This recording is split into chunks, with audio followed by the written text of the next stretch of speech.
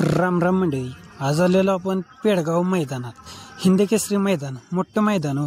त्याच्यामुळं गर्दी पण इथं जास्त झालेली. आणि आल्या आपण चालू केलं की मैदानात बैल कोणते आलेत हे बघाय. तर इथं आल्या एका बैलाला थंड वाजत होते, म्हटलं त्याच्या अंगावर पांघरून घातलेले दिसले.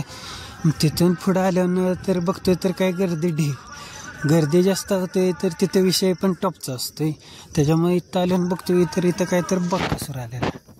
बकासूरचं फॅन फॉलोईंग जास्त असल्यामुळं त्याला बघायला गर्दी पण जास्त झालेली. आणि आत्ताच गाडीतनं उतरल्यामुळं लगेच त्याला आता फाटे दाखवायला नेणार होते. त्याच्या आधी सगळ्यांनी फोटो सेशन ते काढून घेतले. तर आज आपल्या ह्या मैदानात बकासूर पण दाखल झालेला आहे. तर अजून आपण बाकीचे जे बैल आहेत त्यांची पण माहिती घेऊ की कोणकोणते बैल आज आले ते. त्यासाठी व्हिडिओ शेवटपर्यंत बघा. बकासूर बघून झाल्यावर पुढं आल्यानं आपल्याला दिसली रायफल 81.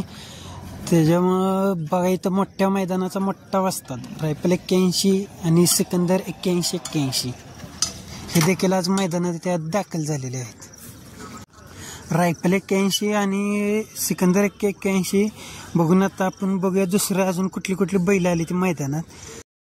इथं चाललेली बकासूरला बांधायची तयारी. त्यासाठी गर्दी पण झालेली गोळा.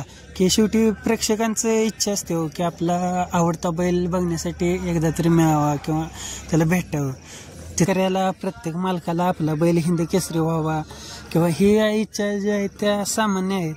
आणि तसंच प्रत्येकजण आपल्याला वाटतं की नाही बाबा आपला पण बैल हिंदकेसरी आहे. तिथनं पुढं आल्यानंतर आलो तर पक्षा दादा, तुफान दादा आणि अर्जुन दादा ही 3 बैल आपल्याला बघायला भेटली. याच्यानंतर गोरक्षेठ मांगडे यांचा सोन्या 7007 हा बैल सुद्धा मैदानात आलेला.